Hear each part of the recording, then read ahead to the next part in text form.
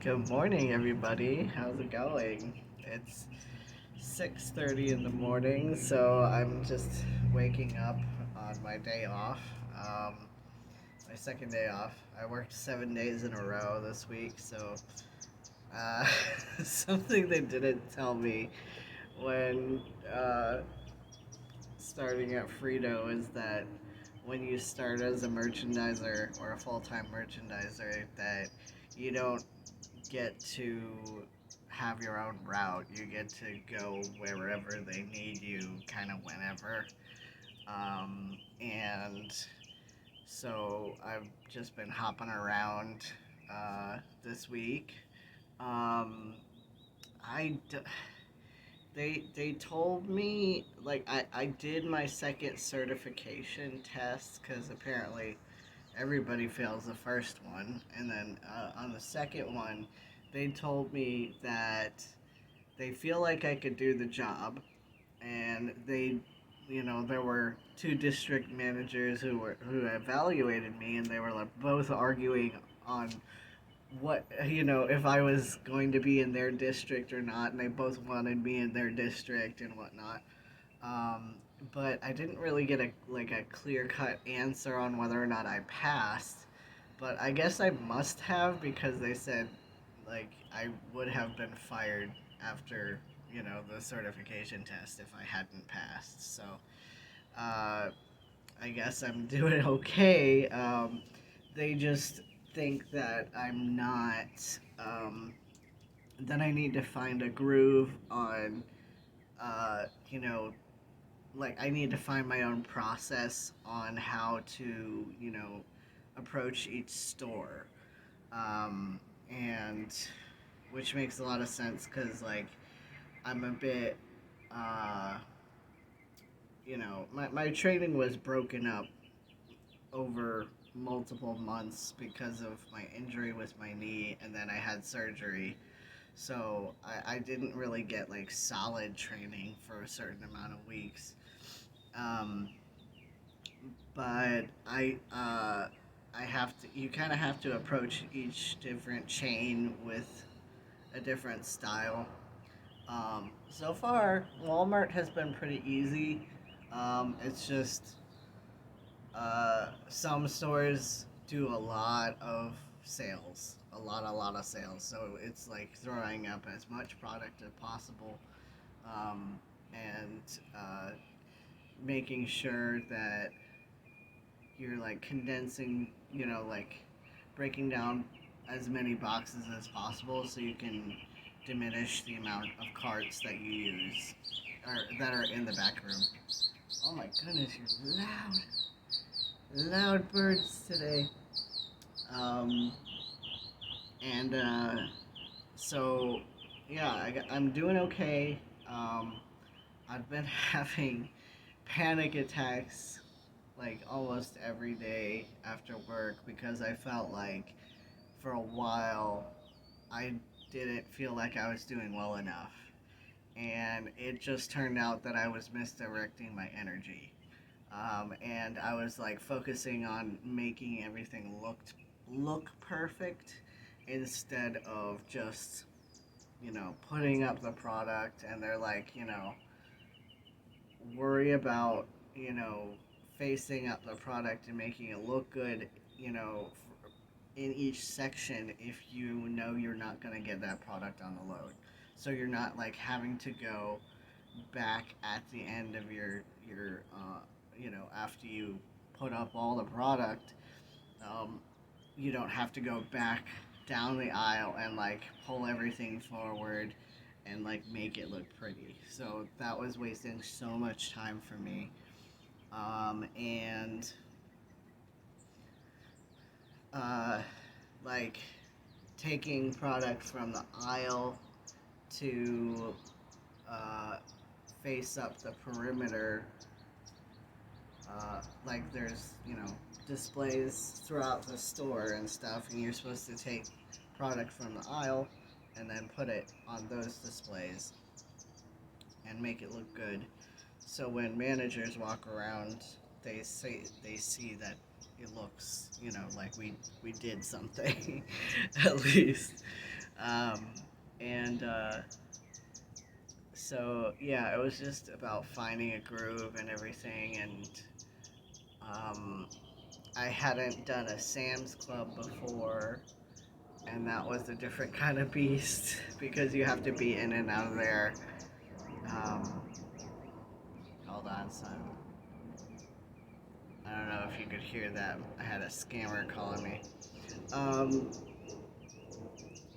there was you for Sam's Club. You have to be in there at 4. They open at 4 a.m. and you have to be out by 8 a.m. And they have like we had 12 pallets of product to go through, and there was no way we would have gotten through all of the product. Um, we started off with 9 pallets, and then they brought more. So we just took the product that we knew that we needed and put that out, and put away the rest. So it's just about like making decisions that will ultimately like cut down on the amount of time that you're using, because they don't want you there for 10 hours. The store doesn't want you in the way of the customers and stuff like that. So I was trying to put up everything all at once and just do everything, and there's it's just not gonna happen. Like if I'm not gonna do it, I'll just, if I had my own route or whatnot, I would have to look at what I didn't get done that day and then do it the next day and stuff like that. So but it sounds pretty unlikely that I might get my own route because they uh, the routes are up. They come up for bid when people quit or you know get promoted or are just doing something else or whatnot. And so like only 5 routes came up for bid recently, 5 or 6, and they were pretty difficult routes. Some routes they have like 4 stores within it, and they have like what they call us. They have like okay, imagine doing you know two and a half Walmarts in a day, and you have to get it done by 10 a.m. It's like a bit crazy. Some of them, it's a lot. Uh, so yeah, for some of them, I'm like, how do they expect people to do all of that? But apparently, I've heard a rumor that they're restructuring the routes to make it so that you get like one store, one particular store a week, or you get your set amount of stores per day every week, not different, like, because right now it's broken up. They have like, if you're going to one Walmart this week, one Walmart's for 3 days, and then the other 2 days you're going to a different Walmart. So they're gonna try and make it all the same store instead of just all over the place. So, but right now I'm all over the place. So we'll see how it goes. But some days I'm just so absolutely exhausted and in pain. I could barely move my hands this weekend, or this yesterday. I like iced my hands for a while, um, and had Nick massage them for me, and it's been insane. But we I don't know. know if I mentioned this prior, but the company gave us a raise for the Las Vegas area. We're at 22 an hour now, which is, pretty, really good. Um, and of course, my health insurance is really good. So, yeah, Nick has not been able to find a job yet. He's been applying places. He's still waiting on the back pay for, um, what's it called? Workman's, not workman's comp. He's waiting for, not disability. Oh my god. Ah, I can't think. He's waiting for unemployment. Unemployment. He's still waiting on unemployment. Um, so we're working on my paycheck alone right now. Um, so it's a bit all over the place. They're still trying to find out how much he made in Florida, because apparently they're only seeing what he made in Las Vegas, and he only worked here for like from September to, uh, you know, they're looking at from September to December. So that's, not a lot apparently. So it's not enough. So they have to investigate and like go through a third party to figure out how much he made from Florida. So that's taking a while. And yeah, so we're a little bit tight on money right now. Thankfully, we still have our tax refund that we're able to fall back a little bit on. Um, and I found this little dude over at a local park who was a couple of locals had rescued from the lake with a cast net. He was just swimming. He was a pigeon swimming in the lake, and he tried. It was gosh darn cold out. It was cold out. It was like 62 degrees, and it was very windy, and he was shivering cold and sopping wet. And he tried like walking back into the lake after they pulled him out. So, um, they didn't want to touch him or anything, and I picked him up and held him in my arms and tried to just have him dry off. And I knew that if we put him back outside, that he'd freeze to death or get eaten by something that night. So I told Nick, we'll just take him home for the night, and we'll let him dry off, and in the morning we'll bring him back to the park or whatnot. And unfortunately, when I was looking at him preening himself in the morning, he was missing half of his tail and all of his flight feathers. So I called a local avian sanctuary, and asked for advice, and I'm like, hey, this little dude is missing his flight feathers and whatnot, and half his tail, and what should he be eating, and um, you know Google was saying that apparently sometimes birds will shed their feathers when escaping from a predator. So, like, if a cat tried to get him or something, they will let go of their feathers and then be kind of defenseless for a while until they grow back. So, right now, he's been with us for a little bit, and his tail has grown back fully, thankfully, and his wings are just taking their time. Oh my goodness, they're taking their time. And we named him Jimmy Fluffet. Nick thought of the name.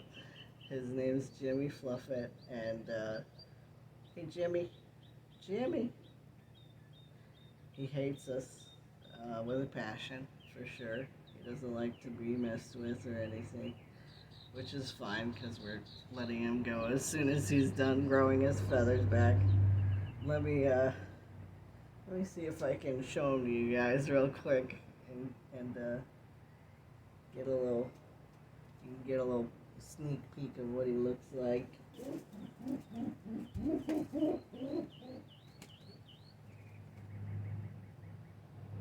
All right. So as you can see, his feathers are missing. Poor little dude. Almost as if somebody clean cut him off. Yeah. Say hello. Say hi, Jimmy. Say hi, Jimmy Fluffet. How's it going? His favorite pastime activities are eating and shitting, right, buddy? Yeah. Yeah. Tell him all about how you like to shit everywhere. And we got him up on our dining room table. And underneath, we got a little box. Oh, all right. All right. Trying to fly away, but can't yet. Yeah. Poor guy. But I didn't want him to get. He will definitely get caught by a predator if he tries to get away right now. Or if we set him free. Or get bullied by other pigeons, I would think. So, just gonna hang on to him for a little bit longer until he can finally fly a bit. And then, one of our local pigeons saw him. And then set him free so he can be free and fly away. Yeah, he's a messy boy, messy. I wonder how he would do if we just kind of let him go right now. Kind of curious.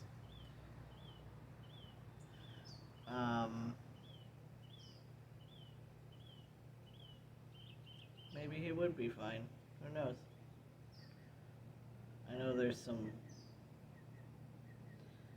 There was at that park. There's a ton of pigeons, ton, and geese, and I don't know where they all go at night or whatnot to keep warm or whatnot.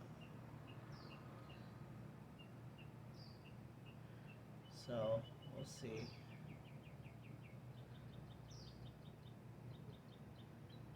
Just looking around. Okay.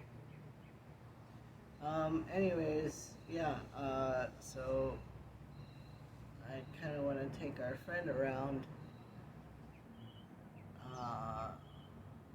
when he comes Thursday, and I want to take him out for some all-you-can-eat sushi and treat him to that, and then maybe look at the Bellagio display, because that's free. Yeah, I've got like enough money to pay for his food, and that's about it. Even then, I think we might be dipping into rent and car payment at this point. So, we'll see. Hopefully I have a big paycheck next week, or this Friday. yeah, I'm tired. I'm tired. Oh, it's rough. It's rough. Waking up so early, and I've just been going home and sleeping, eating, then sleeping, watch a couple shows with Nick, and then going back to sleep. Wake up, maybe eat a little more, go back to sleep. So, all over the place, really. Um, yeah, yeah, yeah. You tell him.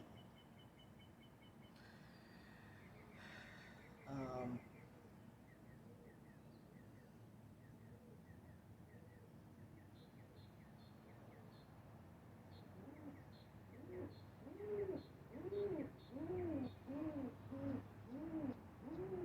he is pretty adorable, but he's definitely a wild spirit. Definitely doesn't like being confined. So once he's good and ready, he will be free. We'll give him a little flight test and then let him go. All right, guys. I'll talk to you guys later. I love you so much, and thanks for checking in on me and meeting Jimmy. And I have some recording footage of, and it's good footage this time. It's not as bouncy as it was with the last Bellagio display recording. I got the spring Bellagio display, which is absolutely gorgeous. It's so beautiful, so stunning.